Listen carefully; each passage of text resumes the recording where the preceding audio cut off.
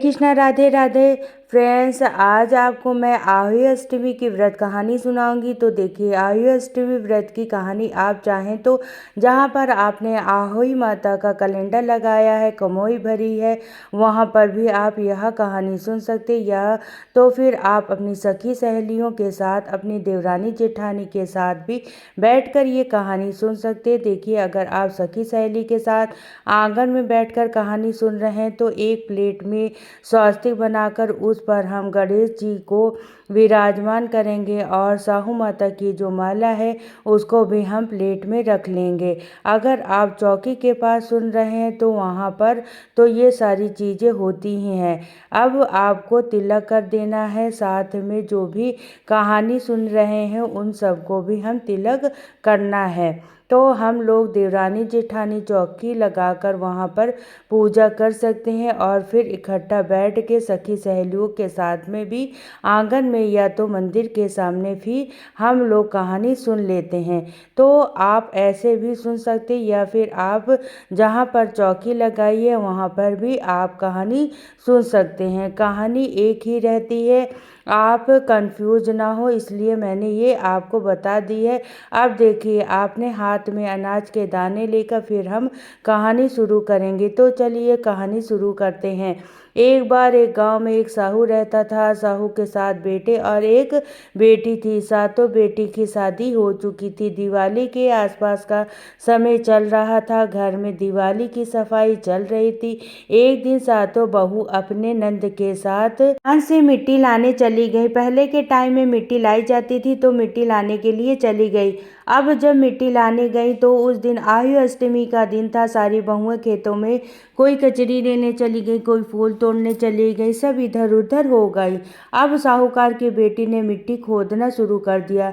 जैसे जैसे मिट्टी खोदी गई वैसे वैसे साहू माता के बच्चे उस मिट्टी में कटते चले गए। सातों बच्चे कट गए। साहू माता हाहाकार करते हुए आई और साहू माता ने कहा कि तुमने मेरे बच्चे को मारा है, मैं तुम्हारी कोख लूंगी। साहूकार की बेटी जोर जोर से रोने लगी। उसे रोने की आवाज़ सुनकर साहूकार की सारी बहुएं वहां पर इकट्ठा हो गई। अब सबने जब साहू माता की बात सुनी तो कहा कि अगर तुमने इसकी कोख ली है तो हमारी सासू हमें घर में नहीं घुसने देंगी। लेकिन साहू माता ने कहा कि मुझे तो कोख चाहिए, अगर ये नहीं इसको कोख नहीं देंगे तो तुम किसी और को कोख दे दो, मुझे तो कोख चाहिए। अब सारी बहुओं ने कोख देने को मना कर दिया। बड़ी बहू ने सोचा कि मेरी एक ही नंद है, अगर इसको कोख दे दी तो फिर सासू माँ बहुत गुस्सा हो जाएंगी। बड़ी बहू ने कहा कि तुम मेरी कोख ले लो। साहू माता ने बहू का कोख ले लिए। जैसे ही कोख लिया, बड़ी बहू के जो बच्चे पालने में थे वहाँ पालने में मर गए, जो स्कूल गए थे वो वहाँ पर मर गए, जो खेल रहे थे खेलते खेलते मर गए। सारे बच्चे वहीं के वहीं मर गए। जैसे ही घर आई सासू माँ ने कहा कि ये सब क्या हो गया है, सब एकदम से कैसे ख़त्म हो गए। तब बहुओं ने सारी बात बता दी। अब उसकी सास ने बहुत गुस्सा आया, उसने बड़ी बहू को घर से निकाल दिया। साहू के बड़े बेटी की बहू गांव के पास के जंगल में रहने लगी। जहाँ वह जंगल में रह रही थी वहाँ पर एक गौ माता रहती थी। गौ माता बहुत बूढ़ी थी और बहुत कष्ट में थी। साहूकार की बेटी को बहू ने सोचा कि मुझे वैसे तो कोई काम नहीं है, मैं गौ माता की सेवा करती हूँ, मेरे भी टाइम पास हो जाएगा और गौ माता की सेवा भी हो जाएगी। इस तरीके से पूरे 1 साल तक साहू माता ने बेटे की बहू उस गौ माता की सेवा करती रही। अब गौ माता की हालत पहले से बहुत सुधर गई थी। माता बहुत हष्ट पुष्ट हो गई थी और गौ माता बहुत खुश हो गई। गौ माता ने साहू के बेटे की बहू से कहा कि बेटी, तुम्हें मेरी बहुत सेवा की है, तुम मांगो, तुम्हें क्या मांगना है, तुम्हें जो भी इच्छा होगी वो वहीं तुम्हें इच्छा पूर्ण कर दूंगी। तब साहूकार के बेटे ने बहू बोली कि हे गौ माता, साहू माता तुम्हारी सहेली है, साहू माता ने मेरी कोख ली है, तुम मुझे मेरी कोख दिला दो। तब गौ माता ने कहा कि बहन, मैं तुमसे वादा तो नहीं करती हूँ हूँ, लेकिन तुम्हें मेरे साथ चलो, मैं पूरी कोशिश करूँगी। गौ माता साहू माता यानी आहू माता के घर पर आ गई। गौ माता को देखते ही आहू माता बहुत खुश हो गई। मेरी सखी, आज तो बहुत ही दिन बाद आई हो, कैसे दर्शन दिए। तब गौ माता बोली कि आज मैं तुमसे कुछ मांगने आई हूँ, तुम पहले वचन भरो कि जो भी मैं मांगूंगी तुम मुझे दे दोगी। तब आहू माता बोली कि इसमें भी कोई पूछने की बात है, 1 वचन, 2 वचन, 3 वचन में तो खड़ी नरक में सूखो, इस तरीके से वचन भर लिए। तब गौ माता बोली कि बहन, तुमने इस बहू की कोख ली है, अगर तुम मेरी सहेली हो तो तुम मुझे कोख वापस कर दो। इस बहू ने मेरी बहुत ही सेवा की है, तुम्हें इसकी कोख वापस करनी पड़ेगी। तब आहू बोली कि बहन, तूने तो मुझे ठग लिया, इसे नंद मेरी सारे बच्चों को काट दिया था, इसलिए मैंने इसकी कोख ले ली और तू तो मुझे ठग ली है। गौ माता बोली, बहन चाहे कुछ भी समझो, लेकिन इसको कोख वापस कर दो। आहू माता ने अपनी उंगली से छींटे लगाए और साहूकार के बेटे की बहू के कोख वापस दे दी। जो बच्चे पलने में सो रहे थे वो पलने में रोने लगे, जो खेल रहे थे वो किलकारियां मार मार के हंसने लगे, स्कूल में थे वो बच्चे स्कूल से आ गए, सारे बच्चे जीवित हो गए। तब गौ माता बोली कि अब इनको रहने के लिए भी जगह चाहिए। दूसरी वचन में आहू माता ने छींटे लगाए तो जहाँ पर झोपड़ी था जंगल में, वहाँ पर महल बन गया। और गौ माता बोली कि बहन, इसको खाने पीने के लिए भी धन की जरूरत भी पड़ेगी, तो तीसरे वचन में तुम इसको घर में अन्न धन से भर दो। तो आहू माता ने जल के छींटे लगा, साहूकारनी की बेटी की बहू का जो महल था वो अन्न धन से भर गया। और आहू अष्टमी का व्रत के दिन साहूकारनी ने सोचा कि मेरी 6 बहुओं ने व्रत किया है, सब सजे संवर रही हैं, पकवान बन रहा है, और मेरी सबसे बड़ी बहू जंगल में पड़ी पड़ी बेचारी रो रही होगी। उसे बड़ी दया आई तो साहूकारनी ने एक प्लेट में पकवान भर के अपनी नौकरानी से कहा कि ये पकवान मेरी बहू को दे आओ। नौकरानी जैसे ही जंगल में गई तो देखा कि जहाँ झोपड़ी था वहाँ पर तो बहुत बड़ा महल बन गया है और साहूकारनी जी की बहू तो कड़वे बांट रही है। वह भागते भागते वापस आई और आकर बोली, माँ जी, आपकी बहू ने तो आहू अष्टमी का व्रत किया है, वहाँ पर तो महल बन गया है, आपकी बहू तो कड़वे बांट रही है। साहूकारनी जी ने दोहराया, जेठानी तो सबकी बोली मारे, तू भी पैसे से खरीदी हुई, तू भी क्यों बोली मार रही है। तब नौकरानी बोली, नहीं, मैं बोली नहीं मार रही हूँ माँ जी, मैं आपको खुद चल के देख लो। साहूकारनी ने नौकरानी के साथ साथ जंगल में आ गई। आकर देखा कि जहाँ पर झोपड़ी था वहाँ पर बहुत बड़ा सा महल बन गया, चढ़ाई चढ़ रही है, बच्चे आंगन में खेल रहे हैं और बहू कड़वे बांट रही है। साहूकारनी भागी भागी घर के अंदर गई और जाकर बहू को गले से लगा लिया।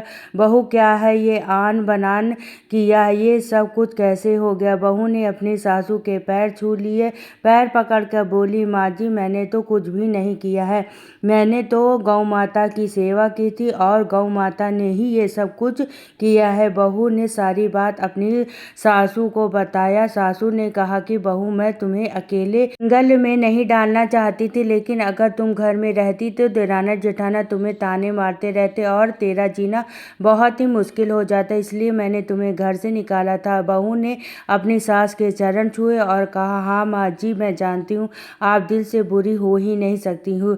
सास बहू के गले लगी, बहू सास के गले लगी, दोनों बहू कड़वे बांटने लगे। पूरे घर में खुशहाली छा गई। साहूकारनी के पूरे नगर में ढिंढोरा पिट गया कि सभी महिलाएं अपने बच्चों की लंबी उम्र के लिए आहू अष्टमी का व्रत पूजन जरूर से जरूर करें।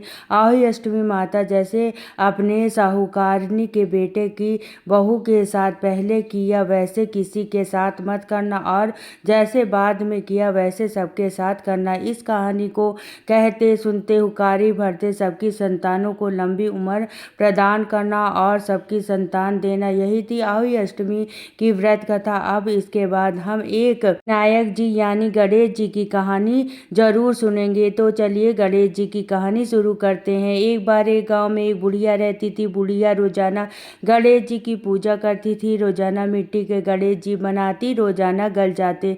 बुढ़िया के घर के सामने एक सेठ जी की हवेली बन रही थी। बुढ़िया ने जाकर कारीगर से कहा, कारीगर भाई मेरे पत्थर के गणेश जी बनवा दो। कारीगर ने कहा, बुढ़िया माई जब तक आपके हम पत्थर के गणेश जी बनाएंगे इतनी देर में तो हमारी दीवार बन जाएगी, हमारे पास समय नहीं है, आप किसी और से बनवा ले। यह सुनकर बुढ़िया बहुत बुरा लगा। बुढ़िया ने मन में सोचा, भगवान करे तुम्हारी दीवार टेढ़ी हो जाए। ये मन में सोचकर बुढ़िया अपने घर आ गई।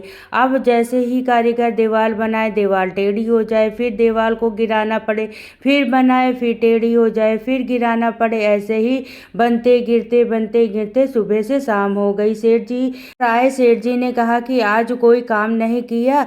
तो कारीगर बोले कि सेठ जी काम तो बहुत करा था, लेकिन जैसे ही दीवार बनाते दीवार टेढ़ी हो जाती और फिर से दीवार को गिराना पड़ता। फिर कारीगर ने सेठ जी से बुढ़िया के आने की सारी बात बताई। सेठ जी ने कहा, मुझे बुढ़िया के पास ले चलो।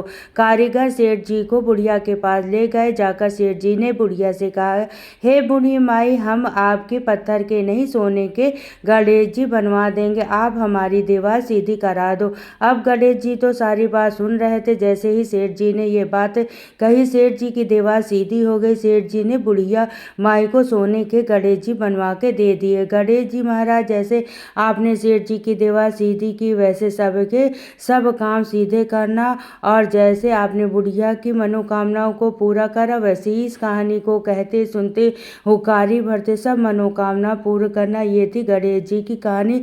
इस तरीके से आही माता की कहानी कथा पूर्ण होती है। कथा सुनने के बाद में जो भी हमने हाथ में अनाज के दाने लिए थे वो गणेश जी को, आही माता को, साहू माता को समर्पित कर देंगे। कुछ दाने हम जल के लोटे में भी डाल देंगे। इस तरीके से हमारी कहानी पूर्ण हो जाएगी। कहानी के बाद हम यह जो जल का लोटा है यह सूर्य देवता को अर्घ दे देंगे। तो फ्रेंड्स, आपको ये कहानी कैसे लगी कमेंट करके ज़रूर बताना। और अगर यह वीडियो आपको पसंद आई हो तो वीडियो आपके लिए थोड़ा बहुत भी यूज़फुल हो तो प्लीज़ वीडियो को लाइक करना। और हम महिलाएं घर में तीज त्योहार कैसे करते हैं ये देखने के लिए मेरे चैनल को सब्सक्राइब कर लें। मिलते हैं नेक्स्ट वीडियो में। तो सभी को राधे राधे, जय श्री कृष्ण, हर हर महादेव।